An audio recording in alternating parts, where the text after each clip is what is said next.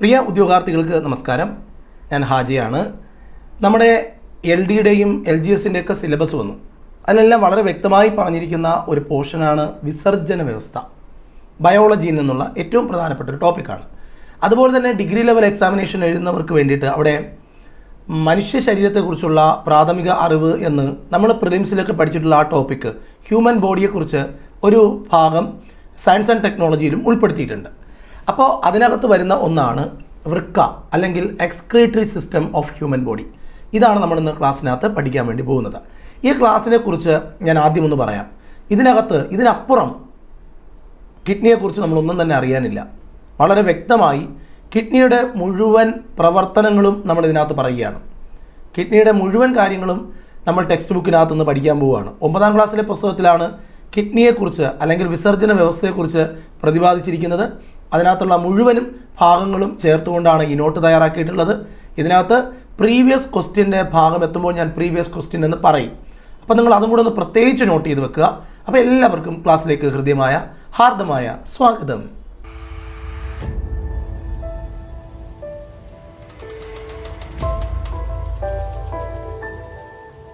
നമുക്ക് ക്ലാസ്സിലേക്ക് കിടക്കാം. നമുക്ക് ഒന്നാമത്തെ സ്ലൈഡിലോട്ട് പോവാം. വിസർജന വ്യവസ്ഥ. നമ്മുടെ ശരീരത്തിലെ നടക്കുന്ന പ്രവർത്തനങ്ങൾ, പലതരത്തിലുള്ള പ്രവർത്തനങ്ങൾ നമ്മുടെ ശരീരത്തിൽ നടക്കുന്നുണ്ട്.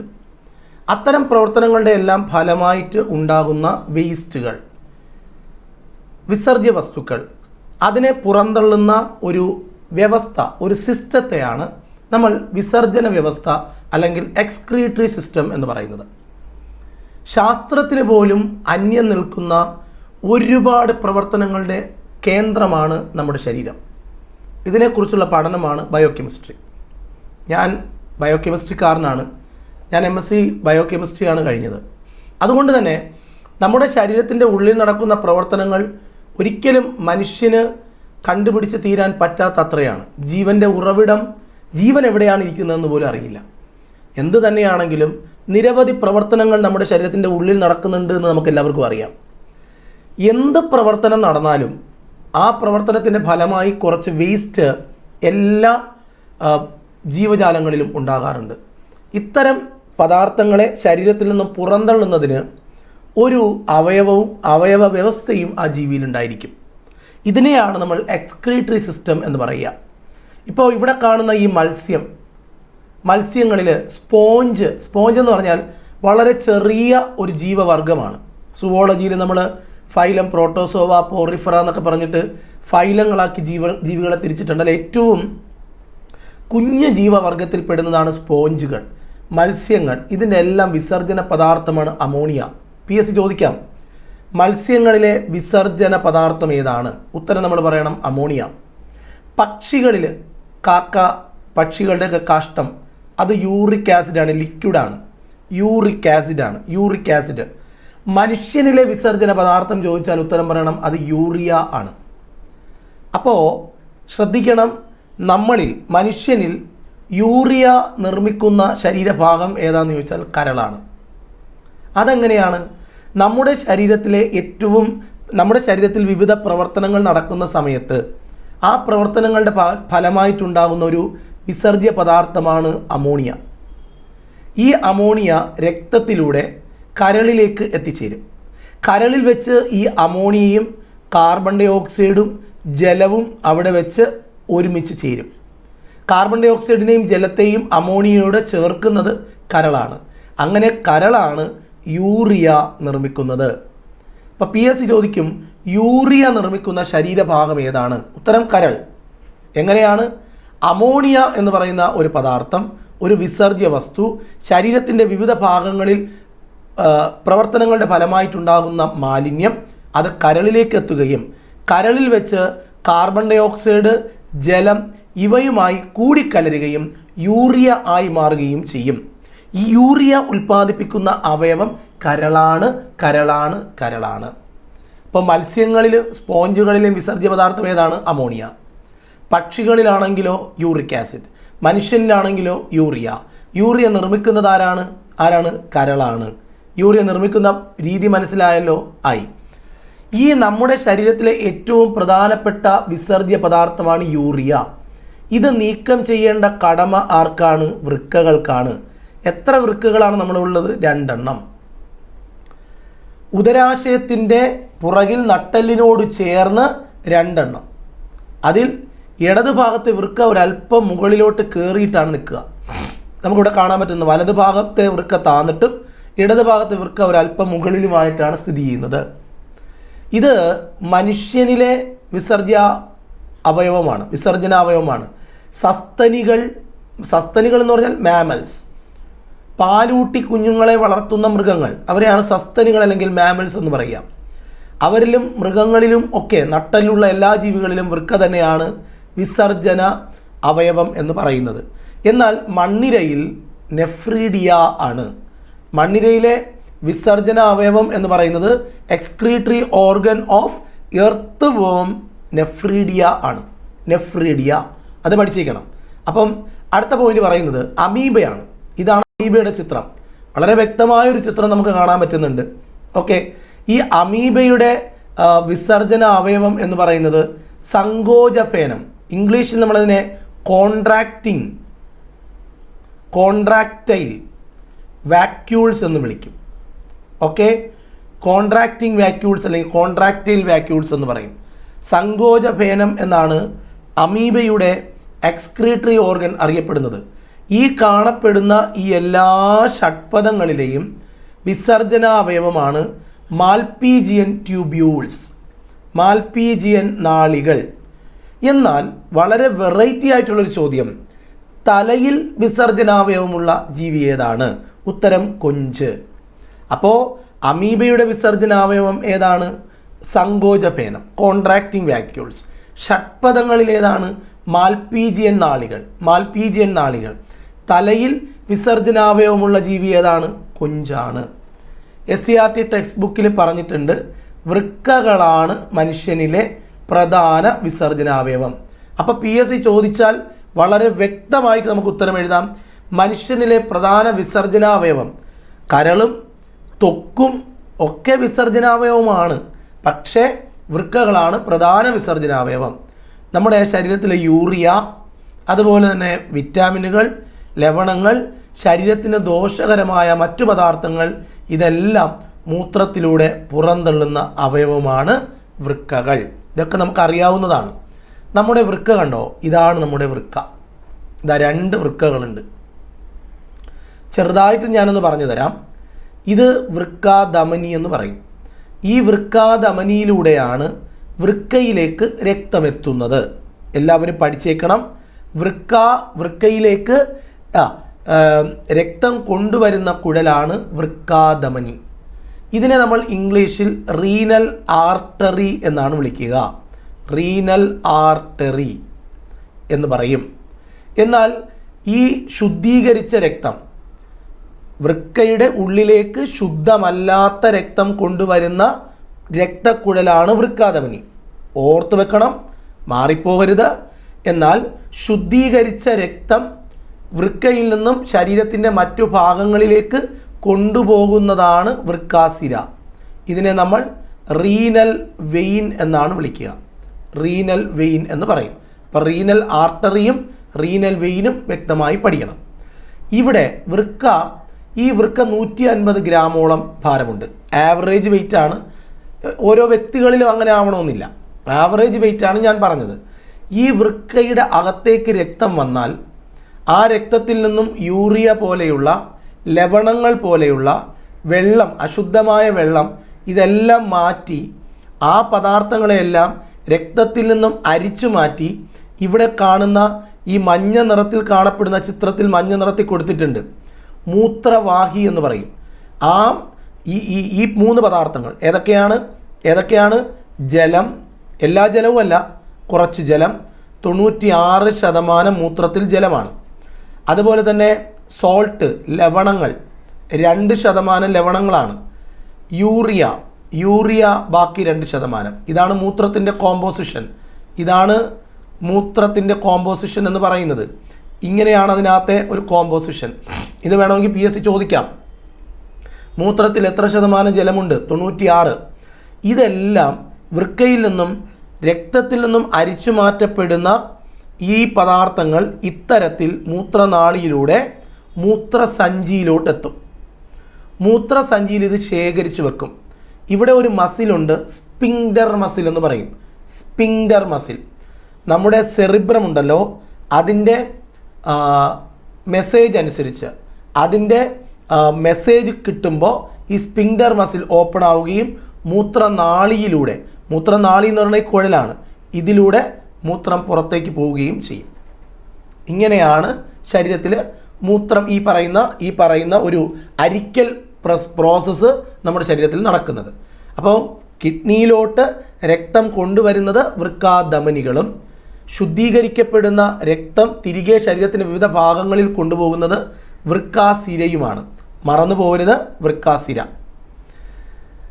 വൃക്കയിൽ വെച്ച് മാറ്റപ്പെടുന്ന മാലിന്യ പദാർത്ഥങ്ങൾ മൂത്രനാളിയിലൂടെ നേരെ മൂത്രസഞ്ചിയിലോട്ടെത്തും.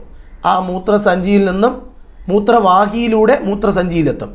മൂത്രസഞ്ചിയിൽ നിന്ന് മൂത്രനാളിയിലൂടെ പുറത്തേക്ക് പോകും. ഇങ്ങനെയാണ് ഇതിൻ്റെ ഒരു സിസ്റ്റം.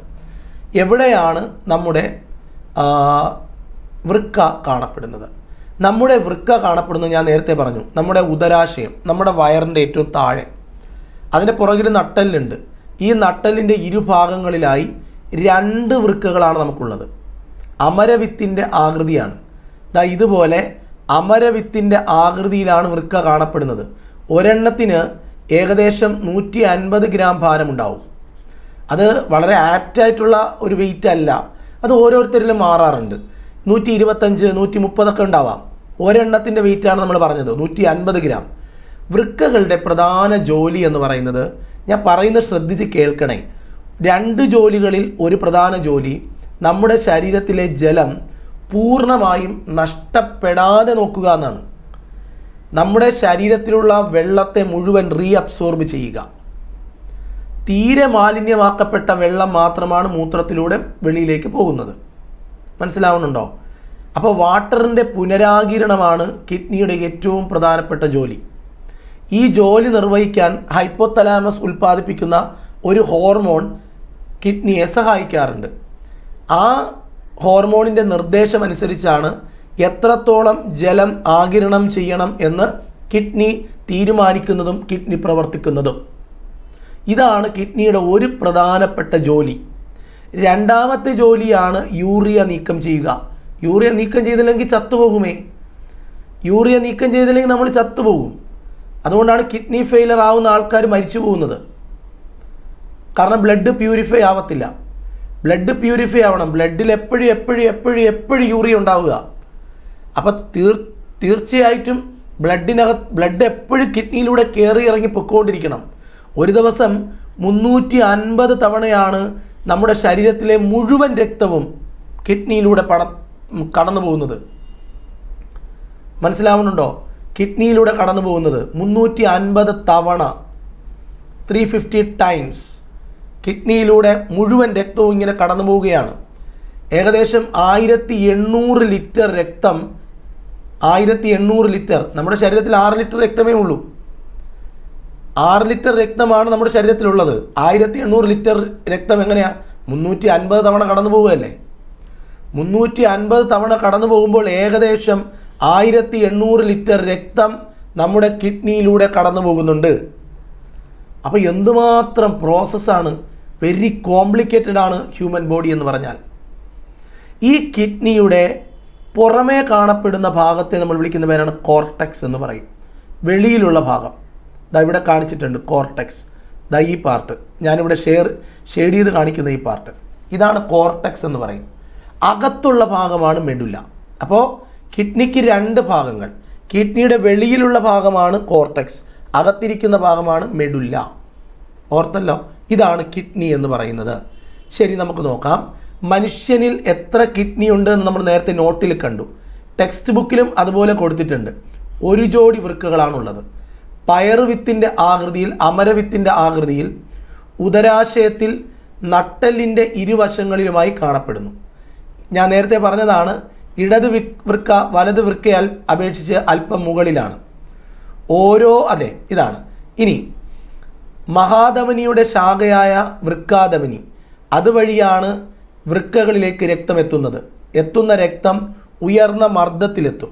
മാലിന്യങ്ങൾ നീക്കം ചെയ്യപ്പെടുന്ന ഇത് മാലിന്യമുള്ള രക്തമാണ് വൃക്കാധമനിയിലൂടെ എത്തുന്നത്, വ്യക്തമാണ്. ഓക്കെ, മാലിന്യങ്ങളെല്ലാം നീക്കം ചെയ്തിട്ട് വൃക്കയിൽ നിന്നും വേറൊരു രക്തക്കുഴലിലൂടെ വൃക്കാസിര എന്ന് പറയും.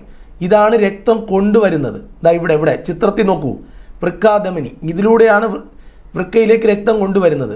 ഇംപ്യൂർ ബ്ലഡ് ഇവിടെ നിന്ന് ശുദ്ധീകരണമൊക്കെ നടന്നതിന് ശേഷം ഈ കുഴലിലൂടെയാണ് ഇത് പുറത്തേക്ക് പോകുന്നത്, വൃക്കാസിര. ഇവിടെ വെച്ചിട്ടാണ് രക്തം അരിച്ച് മൂത്രമുണ്ടാക്കുന്നത്. മൂത്രമാകുന്ന സാധനം മൂത്രനാളിയിലൂടെ നേരെ മൂത്രസഞ്ചിയിലോട്ടെത്തും അല്ലേ?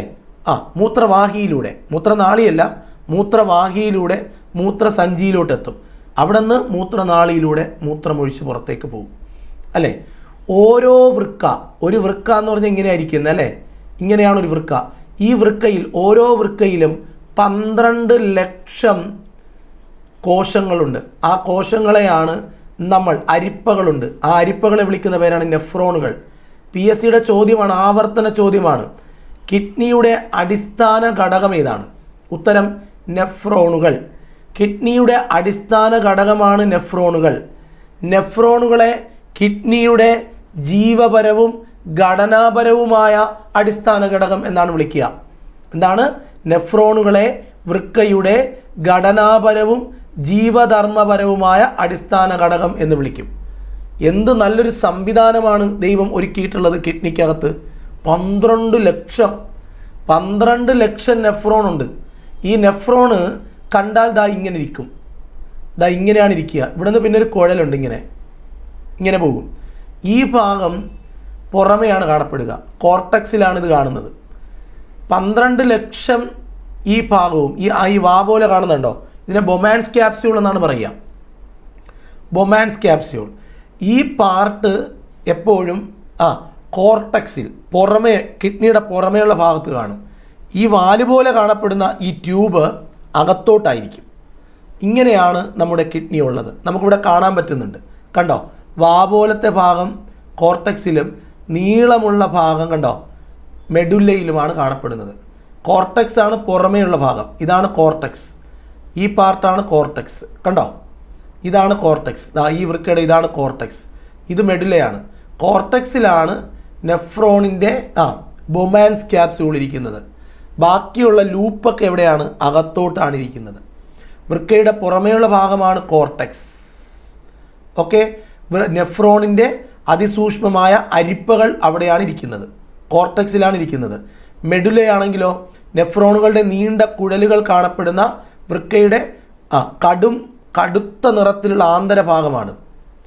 ഇവിടെ ഈ നെഫ്രോണുകളാണ് മൂത്രം വേർതിരിക്കുന്നത്. മൂത്രം വേർതിരിച്ചിട്ട് നേരെ ഈ ഇവിടെയിട്ട് വരും, ഈ പാർട്ടിലോട്ട് വരും. ഈ ചിത്രത്തിൽ അത് കാണാൻ പറ്റുന്നുണ്ട് വലുതായിട്ട്, കണ്ടോ? ഇവിടെ വെച്ചിട്ട് ഇവിടെയാണ് നെഫ്രോണുകളൊക്കെ ഇരിക്കുന്നത്. ഇവിടെ വെച്ച് നെഫ്രോണുകൾ മൂത്രം വേർതിരിച്ചിട്ട് ഈ മൂത്രത്തിന് ഇവിടെ എത്തിക്കും. ഇതുവഴി മൂത്രനാളിയിലൂടെ, മൂത്രവാഹിയിലൂടെ മൂത്രസഞ്ചിയിലോട്ട് മൂത്രം പോകും. ക്ലിയറാണ്. ബാക്കി വരുന്ന രക്തം വേറെ വഴിയിലൂടെ, അതായത് ഈ വൃക്ക സിര വഴി ശരീരത്തിൻ്റെ വിവിധ ഭാഗങ്ങളിലേക്ക് പോകും. ഇങ്ങനെ മൂത്രം കളക്ട് ചെയ്യുന്ന, മൂത്രം ആദ്യം നെഫ്രോണുകളിൽ നിന്നും ഒഴുകിയെത്തി ഒരുമിച്ച് ചേരുന്ന സ്ഥലമാണ് പെൽവിസ്. മറന്നു പോകരുത്. മൂത്രം നെഫ്രോണുകളിൽ നിന്നും വേർതിരിഞ്ഞ് കളക്ട് ചെയ്യപ്പെടുന്ന ഭാഗമാണ് പെൽവിസ് എന്ന് പറയുന്നത്. ക്ലിയറാണ്.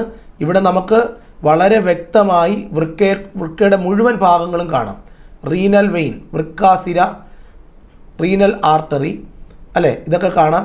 മെഡുല്ല കാണാം. യൂറിറ്റർ, ഇതാണ് മൂത്രവാഹി എന്ന് പറയുന്നത്. മൂത്രവാഹിയുടെ ഇംഗ്ലീഷാണ് യൂറിറ്റർ. ഓക്കെ, ഇത് കോർട്ടക്സ്, ഇതെല്ലാം കാണുന്നുണ്ട്. Pelvis, renal, pelvis. റീനൽ എന്ന വാക്ക് എപ്പോഴും വൃക്കയുമായി ബന്ധപ്പെട്ടിരിക്കുന്നു. ഈ വൃക്കയുടെ ആവരണമാണ് ഇവിടെ ഇത് ക്യാപ്പിലറീസ്. ഇതിനകത്തോട്ട് കയറുന്ന രക്തക്കുഴലുകളുടെ ചെറിയ ചെറിയ കുഴലുകളാണ് ക്യാപ്പിലറീസ് എന്ന് പറയുന്നത്. കേട്ടോ? ശരി. അപ്പോൾ മനുഷ്യ ശരീരത്തിലെ അരിപ്പ എന്നറിയപ്പെടുന്ന ഏതാണ്? വൃക്കകളാണ്. എത്രത്തോളം ജലം പുനരാകിരണം ചെയ്യണം, ജലം പുനരാകിരണം ചെയ്യിപ്പിക്കുന്നത് ആരാണ്? വൃക്കയാണ്. അത് എത്രത്തോളം ചെയ്യണം എന്ന് നിർദ്ദേശം കൊടുക്കുന്ന ഹോർമോണിൻ്റെ പേരെന്താണ്? വാസോപ്രസിൻ. ആരാണ് വാസോപ്രസിൻ? ഈ വാസോപ്രസിൻ ഉണ്ടാക്കുന്നത് ഉൽപ്പാദിപ്പിക്കുന്നത് ആരാണ്? ഹൈപ്പോതലാമസ്. വാസോപ്രസിൻ്റെ നിർദ്ദേശമനുസരിച്ചാണ് വൃക്കകൾ ജലത്തെ പുനരാകിരണം ചെയ്യുന്നത്. ആ ഹോർമോണിനെ നമ്മൾ മൂത്രവിരുദ്ധ ഹോർമോൺ എന്ന് വിളിക്കും, ആൻറ്റി ഡൈയൂററ്റിക് ഹോർമോൺ എന്ന് വിളിക്കും. വൃക്കകളിലേക്ക് രക്തം കൊണ്ടുവരുന്നത് ആരാണ്? വൃക്കാധമനികൾ. തിരികെ കൊണ്ടുപോകുന്നത് ആരാണ്? വൃക്കാസിരകൾ. വൃക്കാസിരകളുടെ ഇംഗ്ലീഷ് എന്താണ്? Renal vein. മറ്റതിൻ്റെ ഇംഗ്ലീഷ് എന്താണ്? Renal artery. വൃക്കാധമനി, റീനൽ ആർട്ടറി. ക്ലിയർ ആണ്? ഒരു ഡൗട്ടും ഇല്ലല്ലോ. ഇനി നമ്മുടെ ടെക്സ്റ്റ് ബുക്കിനകത്ത് പറഞ്ഞിരിക്കുന്ന ഒരു പ്രധാന പിക്ചറാണ് ഇത്. ഈ പിക്ചറിനെ നമ്മൾ ഇങ്ങനെ രണ്ടാക്കിയിട്ട് ഒരു നെഫ്രോണിൻ്റെ മൊത്തത്തിലുള്ള ഘടന പഠിക്കും. അപ്പോഴത്തേക്കും ഈ ചാപ്റ്റർ ഏകദേശം ആവും. ഓക്കെ, നമുക്ക് കടക്കാം. ഈ ചിത്രമൊന്ന് വളരെ വ്യക്തമായിട്ട് നമുക്കൊന്ന് പഠിക്കാം. ശ്രദ്ധിച്ച് കേട്ടിരിക്കുക. ഇതാണ് നെഫ്രോൺ. ഒരു നെഫ്രോണിനെയാണ് ഇവിടെ കാണിച്ചിരിക്കുന്നത്. ഈ നെഫ്രോണ് ഈ വൃക്കയുടെ അകത്ത് നെഫ്രോണുകളാണ് പ്രവർത്തിക്കുന്നത്. അതാദ്യം മനസ്സിലാക്കുക. വൃക്ക മൂത്രത്തെ ഉൽപ്പാദിപ്പിക്കുന്നു അല്ലെങ്കിൽ യൂറിയ വേർതിരിക്കുന്നു എന്നൊക്കെ പറയുമ്പോഴും നമ്മൾ ഓർത്തു വെക്കേണ്ടത് ഈ ജോലി നിർവഹിക്കുന്നത് നെഫ്രോണാണ്. ഒരു നെഫ്രോൺ എങ്ങനെയാണ് പ്രവർത്തിക്കുന്നത് നമുക്ക് നോക്കാം. ഈ നെഫ്രോണിൽ ഇവിടെ നമുക്ക് ഞാൻ ഈ ചിത്രം വരയ്ക്കുന്നത് വേണം നോക്കാൻ. എൻ്റെ മുഖത്ത് നോക്കരുത്. ഇവിടെ ഒരു കണ്ടോ, ഇങ്ങനെ ഒരു കപ്പ് പോലത്തെ ഒരു ഭാഗം കാണുന്നത് കണ്ടോ? ഈ ഭാഗം കാണുന്നത് കണ്ടോ? ഒരു കപ്പ് പോലൊരു ഭാഗം.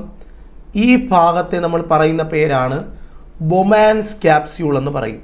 ബൊമാൻസ് ക്യാപ്സ്യൂൾ, ബൊമാൻസ് ക്യാപ്സ്യൂൾ എന്ന് പറയും. ക്യാപ്സ്യൂൾ എന്ന് പറയും. ഓക്കെ, നെഫ്രോണിൻ്റെ ഒരറ്റത്ത് കപ്പ് പോലെ കാണപ്പെടുന്ന ഭാഗം അതാണ്. ഓക്കെ, ഇതിനകത്ത് കുറച്ച് സ്ഥലമുണ്ട്. ഈ സ്ഥലത്തെ വിളിക്കുന്ന പേരാണ് ക്യാപ്സുലാർ സ്പേസ്. ബൊമാൻസ് ക്യാപ്സ്യൂൾ ഇങ്ങനെ ഇരിക്കുകയാണ്. ഈ ബൊമാൻസ് ക്യാപ്സ്യൂൾ ഈ കപ്പ് പോലെയാണ്. ഇതിനകത്തോട്ടാണ് രക്തം എത്തിച്ചേരുന്നത്. വൃക്കയുടെ ഉള്ളിലേക്ക് രക്തം വരുന്നു എന്ന് പറഞ്ഞാൽ അതിൻ്റെ അർത്ഥം ആ രക്തം വരുന്ന സ്ഥലമാണ് ഈ ബൊമാൻസ് ക്യാപ്സ്യൂൾ. ബൊമാൻസ് ക്യാപ്സ്യൂളിൽ രക്തത്തെ സ്വീകരിക്കാൻ വേണ്ടിയിട്ടാണ് ദൈവം നെഫ്രോണിൻ്റെ ഒരു ഭാഗം ഇങ്ങനെ സംവിധാനം ചെയ്തിട്ടുള്ളത്. ഇതിനെയാണ് നമ്മൾ ബൊമാൻസ് ക്യാപ്സ്യൂൾ എന്ന് പറയുക. ഈ ബൊമാൻസ് ക്യാപ്സ്യൂളിൻ്റെ ഇടയിൽ കാണപ്പെടുന്ന ഈ ഒരു രണ്ട് ലെയറുകൾക്കിടയിലുള്ള ഈ സ്പേസിനെ പറയുന്ന പേരാണ് ക്യാപ്സുലാർ സ്പേസ് എന്ന് പറയും. ഓക്കെ, ഈ ക്യാപ്സുലാർ സ്പേസിൽ ഇതിനകത്തേക്ക് ഒരു കുഴൽ വന്ന് കയറുന്നുണ്ട്. ഒരു കുഴലിനകത്തേക്ക് വരുന്നുണ്ട്. ആ കുഴലിനെ വിളിക്കുന്ന പേരാണ് അകത്തോട്ട്. അകത്തോട്ടായതുകൊണ്ടാണ് അകത്തോട്ട് അഫറൻറ്റ് വെസൽ. വൃക്കാധമനിയിൽ നിന്ന് വരുന്ന കുഴലാണ്. വൃക്കാധമനിയാണല്ലോ വൃക്കയിലേക്ക് രക്തം കൊണ്ടുവരുന്നത്. അതിൻ്റെ ആ കുഴലിൻ്റെ ഒരു ഭാഗം ബൊമാൻസ് ക്യാപ്സ്യൂളിനകത്തേക്ക് വരുന്നുണ്ട്. അതിനെ അഫറൻറ്റ് വെസൽ എന്ന് പറയും. ഓക്കെ, ഇവിടെ നോക്ക്. ബൊമാൻസ് ക്യാപ്സ്യൂളിനുള്ളിലേക്ക് പ്രവേശിക്കുന്ന വൃക്കാധമനിയുടെ ശാഖ ഇതിവിടെ വന്നിട്ട് ഇത് ചെറിയ ചെറിയ ശാഖകളായി പിരിയും. ആ പിരിയുന്ന ഈ കുഞ്ഞു രക്തക്കുഴലുകളെ നമ്മൾ വിളിക്കുന്ന പേരാണ് ഗ്ലോമറുലസ്. ക്യാപ്പിലറീസ് എന്ന് പറയും. ബ്ലഡ് ക്യാപ്പിലറീസ് ഒരു വലിയ കുഴലുമായിട്ടാണ് ഇതിനകത്തേക്ക് കയറുന്നത്. കയറിയിട്ട് ചെറിയ കുഴലുകളായി മാറും. ഇതാണ് ഗ്ലോമറുലസ് എന്ന് പറയും. ഈ രക്തം പുറത്തേക്ക് പോകാൻ വേണ്ടിയിട്ട് വേറൊരു കുഴലുണ്ട്. ഇതിനെ വിളിക്കുന്ന പേരാണ് ഇഫറൻറ്റ് വെസൽ എന്ന് പറയും. ബൊമാൻസ് ക്യാപ്സ്യൂളിൻ്റെ ഉള്ളിലേക്ക് രക്തം കൊണ്ടുവരുന്നത് അഫറൻറ്റ് വെസലും ബൊമാൻസ് ക്യാപ്സ്യൂളിൻ്റെ പുറത്തേക്ക് രക്തം കൊണ്ടുപോകുന്നത് ഇഫറൻറ്റ് വെസലുമാണ്. മനസ്സിലാവുന്നുണ്ട്? ഇവിടെ നിങ്ങൾ ശ്രദ്ധിക്കാനുള്ളത് ഇഫറൻറ്റ് വെസലിൻ്റെ വായ്വട്ടം ആ കുഴലിൽ ചെറുതാണ്, അഫറൻറ്റ് വെസലിൻ്റെ കുഴൽ വലുതാണ്. അപ്പോൾ ഈ രണ്ട് കുഴലിലും പ്രഷർ വ്യത്യാസമായിരിക്കും. ആ പ്രഷർ വ്യത്യാസമായതുകൊണ്ട് ഇവിടെ വന്ന് കയറുന്ന രക്തം ഈ കുഞ്ഞു രക്തക്കുഴലുകളിൽ കൂടുതൽ മർദ്ദം ചെലുത്തുന്നത് കൊണ്ട് അവിടെ വെച്ചിട്ട് രക്തത്തിലെ കുറച്ച് ദ്രാവക പദാർത്ഥം ഈ ക്യാപ്സുലാർ സ്പേസ് എന്ന് പറയുന്ന ഭാഗത്തേക്ക് കയറും. ഒന്നുകൂടി പറയാം. അഫറൻറ്റ് വെസലിലൂടെയാണല്ലോ ബൊമാൻസ് ക്യാപ്സ്യൂളിലേക്ക് രക്തം വരുന്നത്. അത് രക്തക്കുഴലുകൾ കുഞ്ഞു രക്തക്കുഴലുകളായി മാറുന്നുണ്ട്, ലോമികകൾ. ആ ലോമികകളിൽ ഭയങ്കരമായ പ്രഷർ ഉണ്ടാവും. എങ്ങനെയാണ് ഉണ്ടാവുന്നത്? ഇവിടെ രണ്ട് കുഴൽ കണ്ടോ? ഈ രണ്ട് കുഴലിൻ്റെയും വായ്വട്ടം വ്യാസം ഒരുപോലെയല്ല. അതുകൊണ്ട് പ്രഷർ ഭയങ്കര കൂടുതലായിരിക്കും ഈ ഭാഗത്ത്. ആ പ്രഷർ കൊണ്ട് ഈ കുഞ്ഞു രക്തക്കുഴലുകളിൽ നിന്നും ചില ദ്രാവക പദാർത്ഥം ബൊമാൻസ് ക്യാപ്സ്യൂളിൻ്റെ അകത്ത് സ്പേസ് ഉണ്ട്, ആ സ്പേസിലോട്ട് വരും. ആ സ്പേസിലോട്ട് വരുന്ന ആ ദ്രാവകത്തെ നമ്മൾ വിളിക്കുന്ന പേരാണ് ഗ്ലോമറുലാർ ഫിൽട്രേറ്റ്. ഗ്ലോമറുലാർ ഫിൽട്രേറ്റ് എന്ന് പറയും. ഫിൽട്രേറ്റ്. ഈ ഗ്ലോമറുലാർ ഫിൽട്രേറ്റ് ഈ നെഫ്രോണിൻ്റെ ഈ കാണുന്ന നാളിയിലൂടെ, ഇതാ കണ്ടോ, ഈ പാമ്പ് പോലെ കാണുന്നുണ്ടോ, ഈ നാളിയിലൂടെ ഇങ്ങനെ സഞ്ചരിക്കും. അങ്ങനെ സഞ്ചരിച്ച് ഈ നാളിയിലൂടെ സഞ്ചരിക്കുമ്പോൾ, നെഫ്രോണിൻ്റെ നാളിയാണ്, നെഫ്രോണിൻ്റെ ഈ നാളിയിലൂടെ സഞ്ചരിക്കുമ്പോൾ ഈ നാളിയിലൂടെയാണ് സഞ്ചരിക്കുന്നത്. ആ ഗ്ലോമറുലാർ ഫിൽട്രേറ്റിലെ ആവശ്യം വേണ്ട സാധനങ്ങൾ ഏതൊക്കെയാണ്? Glucose, amino acid, sodium, potassium, calcium, ജലം, അതുപോലെ ആവശ്യമുള്ളതെല്ലാം ശരീരം പുനരാകിരണം ചെയ്യും. ബാക്കിയുള്ള പദാർത്ഥമാണ് മൂത്രവാഹിയിലോട്ട് എത്തുന്നത്. ഇതാണ് മൂത്രവാഹി. ഇവിടെ നിന്നാണ് ഇത് മൂത്രമായി മാറുന്നത്. വ്യക്തമാണ് എങ്ങനെയാണ് മൂത്രമുണ്ടായി എന്നുള്ളത്. എങ്ങനെയാണ് മൂത്രമുണ്ടായി എന്നുള്ളത് ഒന്നുകൂടി ഞാൻ പറയാം, ഒരു തവണ കൂടി പറഞ്ഞു തരാം. വൃക്കയുടെ ഉള്ളിലേക്ക് രക്തമെത്തിക്കുന്ന കുഴൽ ബൊമാൻസ് ക്യാപ്സ്യൂളിനകത്തോട്ട് വരുന്നു. ആ വൃക്കാധമനിയുടെ ആ കുഴലിനെ വിളിക്കുന്ന പേരാണ് അഫറൻറ്റ് വെസൽ. ഇവിടെ നിന്നും ബൊമാൻസ് ക്യാപ്സ്യൂളിൻ്റെ വെളിയിലോട്ട് പോകുന്ന കുഴലാണ് ഇഫറൻറ്റ് വെസൽ. ഈ രണ്ട് കുഴലുകളുടെയും വായ്വട്ടം ഒരുപോലെ അല്ല. അതിൻ്റെ ഉള്ള് ആ വായ്വട്ടം വ്യത്യാസമുണ്ട്. ഒന്ന് വലുതും ഒന്ന് ചെറുതുമാണ്. അഫറൻറ്റ് വലുതും ഇഫറൻറ്റ് ചെറുതുമാണ്. അതുകൊണ്ട് ഇതിനകത്ത് പ്രഷർ ഭയങ്കര കൂടുതലായിരിക്കും. ആ പ്രഷർ കൊണ്ട് ഇതിനകത്തേക്ക് എത്തുന്ന രക്തത്തിൽ നിന്നും കുറച്ച് ദ്രാവക പദാർത്ഥം ആ പ്രഷർ കൊണ്ട് ബൊമാൻസ് ക്യാപ്സ്യൂളിൻ്റെ അകത്തുള്ള സ്പേസായ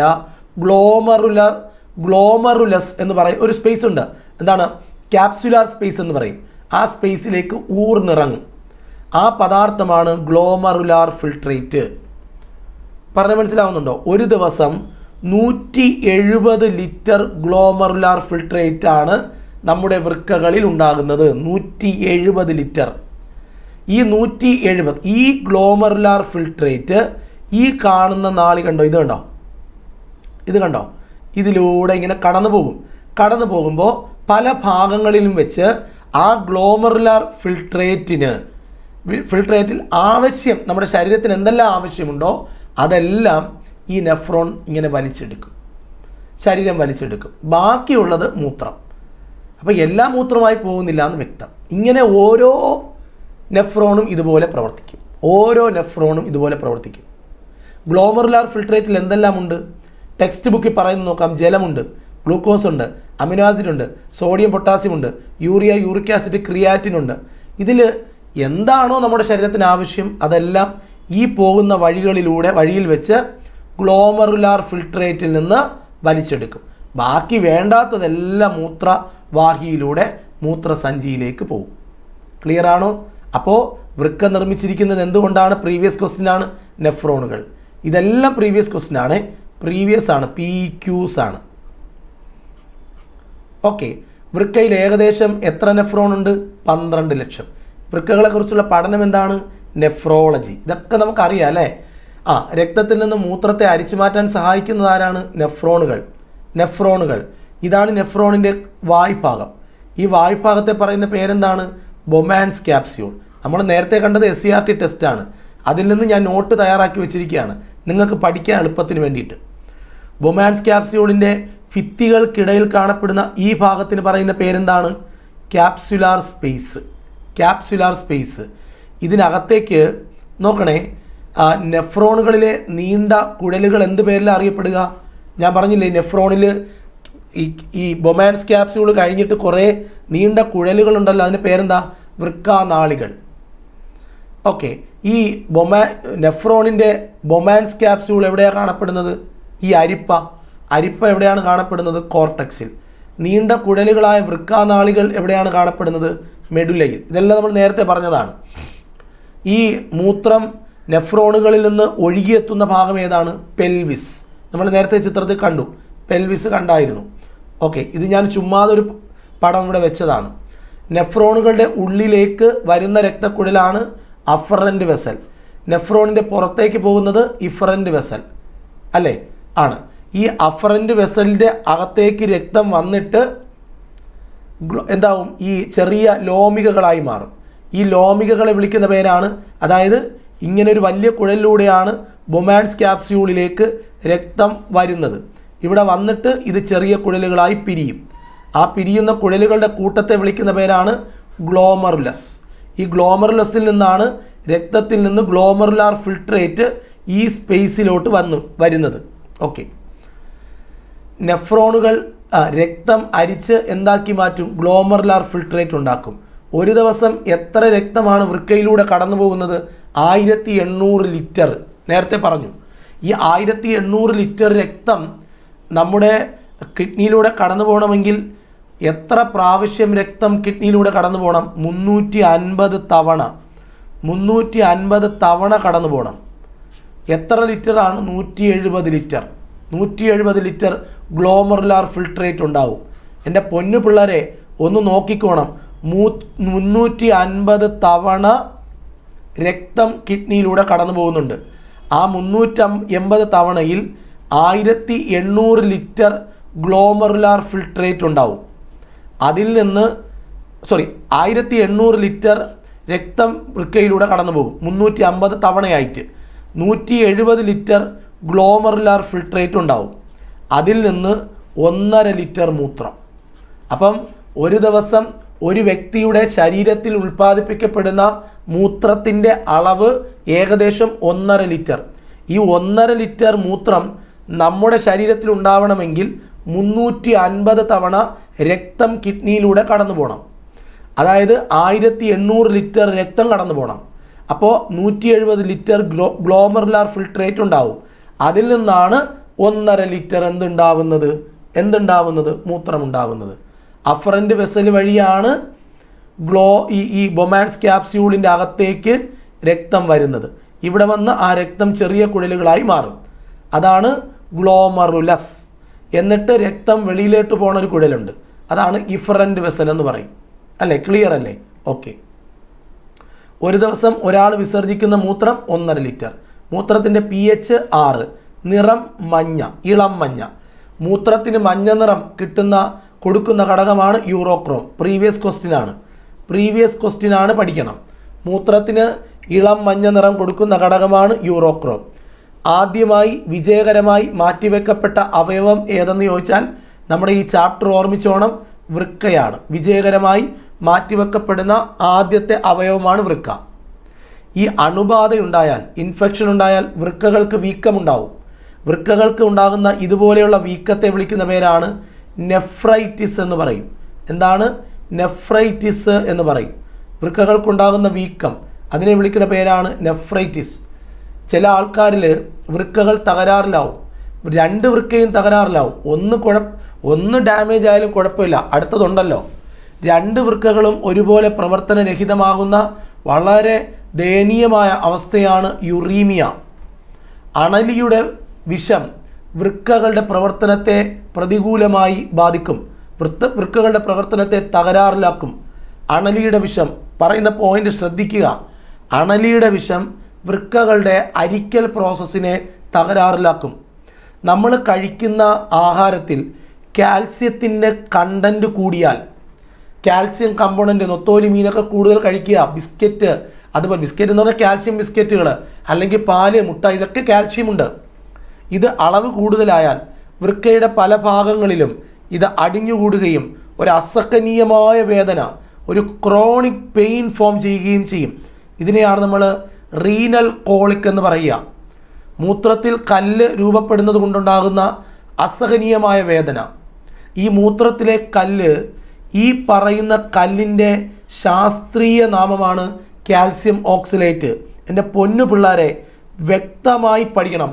അതായത് വൃക്കയിലെ കല്ലിനെ പറയുന്ന പേരാണ് calcium oxalate. Calcium oxalate previous ആണ്. മൂത്രത്തിൻ്റെ pH പ്രീവിയസ് ആണ്. പഠിച്ചോണം, വ്യക്തമായി പഠിക്കണം. ഇത് റിമൂവ് ചെയ്യാൻ പറ്റും. ഇത് റിമൂവ് ചെയ്യുന്ന ഒരു ഓപ്പറേഷൻ ഉണ്ട്, അല്ലെങ്കിൽ ഒരു ശസ്ത്രക്രിയയുണ്ട്. അതിൻ്റെ പേരാണ് ലിത്തോട്രിപ്സി. ലിത്തോട്രിപ്സിയുടെ ചിത്രം ഞാൻ കാണിക്കാം. ഇവിടെ ഒരു ചിത്രം വെച്ചിട്ടുണ്ട് ലിത്തോട്രിപ്സിയുമായി ബന്ധപ്പെട്ട്. വൃക്കയിൽ നിന്നും ഈ കല്ലുകളെ റിമൂവ് ചെയ്യുന്ന ഒരു ചിത്രമാണ്. നോക്കാം നമുക്ക്. ലോകത്തിൽ ആദ്യമായി വിജയകരമായി മാറ്റിവെക്കപ്പെട്ട അവയവം വൃക്ക ഉൽപ്പാദിപ്പിക്കുന്ന ഒരു ഹോർമോണാണ്, ഒരു രാസാഗ്നിയാണ് റെനിൻ എന്ന് പറയുന്നത്. റെനിൻ്റെ ജോലി വൃക്കയിലേക്ക് വരുന്ന രക്തത്തിൻ്റെ അളവ് നിയന്ത്രിക്കുക, പറഞ്ഞ മനസ്സിലായി, റെഗുലേറ്റ് ചെയ്യിപ്പിക്കുക. അതാണ് റെനിൻ്റെ ജോലി. അപ്പോൾ റെനിൻ എന്ന് പറഞ്ഞ് വേറൊരു സാധനം നമ്മൾ വേറൊരു സ്ഥലത്ത് പഠിക്കുന്നുണ്ട്, അതാ പിന്നെ പറയാം. മൂത്രത്തിൽ രക്തം കാണുന്ന അവസ്ഥയാണ് ഹെമറ്റ്യൂറിയ. മൂത്രം പരിശോധിച്ചപ്പോൾ അതിനകത്ത് ഹീമോഗ്ലോബിൻ കൂടുതലാണ്, അത് അപകടമാണ്. ആ അവസ്ഥയെ വിളിക്കുന്ന പേരാണ് ഹീമോഗ്ലോബിനൂറിയ എന്ന് പറയും. മൂത്രത്തിൽ രക്തത്തിൻ്റെ സാന്നിധ്യം ഉണ്ടാകുന്നതാണ് ഹെമറ്റ്യൂറിയ. മൂത്രത്തിൽ ഹീമോഗ്ലോബിൻ്റെ സാന്നിധ്യം ഉണ്ടാകുന്നതാണ് ഹീമോഗ്ലോബിനൂറിയ. ഒരു ദിവസം നമ്മുടെ ശരീരത്തിലുണ്ടാകുന്ന മൂത്രത്തിൻ്റെ അളവ് എത്രയാണ്? 1.5. എത്ര തവണ വൃക്കയിലൂടെ രക്തം കടന്നു പോകും? 350 തവണ. അപ്പോൾ വൃക്കയിലൂടെ കടന്നു പോകുന്ന രക്തത്തിൻ്റെ അളവ് 1800 ലിറ്റർ. അതിൽ നിന്ന് വേർതിരിക്കുന്ന ഗ്ലോമറുലാർ ഫിൽട്രേറ്റ് 170 ലിറ്റർ. അതിൽ നിന്നുണ്ടാകുന്ന മൂത്രത്തിൻ്റെ അളവ് 1.5 ലിറ്റർ. എല്ലാം വ്യക്തമാണ്, എല്ലാം എൻ്റെ പ്രിയ ഉദ്യോഗാർത്ഥികൾക്ക് വ്യക്തമാണ്. ഇവിടെ നമ്മൾ വളരെ വ്യക്തമായി പഠിച്ചു തീർത്തിരിക്കുകയാണ്. ഈ പറയുന്നത് കേൾക്കണം. LD ആയിക്കോട്ടെ, വേറെ എന്ത് എക്സാമും ആയിക്കോട്ടെ, ഡിഗ്രി ലെവൽ ആയിക്കോട്ടെ, അതിൻ്റെ അപ്പുറത്തൊരു പരീക്ഷ ആയിക്കോട്ടെ, നമ്മൾ എക്സ്ക്രീറ്ററി സിസ്റ്റത്തിൽ നിന്ന് ഇത്രയും പഠിച്ചാൽ മതി. ഇതിനു മുമ്പ് കഴിഞ്ഞ ആഴ്ച ഞാൻ ഇതുപോലൊരു ചാപ്റ്റർ അപ്ലോഡ് ചെയ്തിട്ടുണ്ട്, അത് ചെവിയാണ്, ഇതേപോലെ എടുത്തിട്ടുണ്ട്. ഇതുപോലെ തന്നെയാണ് ബ്ലഡ്, ഹാർട്ട്, ബ്രെയിൻ, ഇതെല്ലാം നിങ്ങൾ പ്ലേലിസ്റ്റ് നോക്കുക. കാണാത്തവരാണെങ്കിൽ വ്യക്തമായി അത് കണ്ടു പഠിക്കുക. ഒരു കാര്യം ഞാൻ നിങ്ങൾക്ക് ഇവിടെ ഉറപ്പ് തരുന്നു, ഇതിൻ്റെ പുറത്തു നിന്നും ഒരു ക്വസ്റ്റ്യനും സയൻസിനകത്ത് ഉണ്ടാവില്ല. എൻ്റെ പ്ലേലിസ്റ്റ് സയൻസും മാത്സും പഠിക്കുന്ന ഒരാളിന് അതിൻ്റെ പുറത്തു നിന്നും ഒരു ചോദ്യവും ഉണ്ടാവില്ല. ഇത് എൻ്റെ വാക്കാണ്. അപ്പോൾ നമ്മൾ വീണ്ടും അടുത്ത ക്ലാസ്സിൽ കാണും. Bye bye.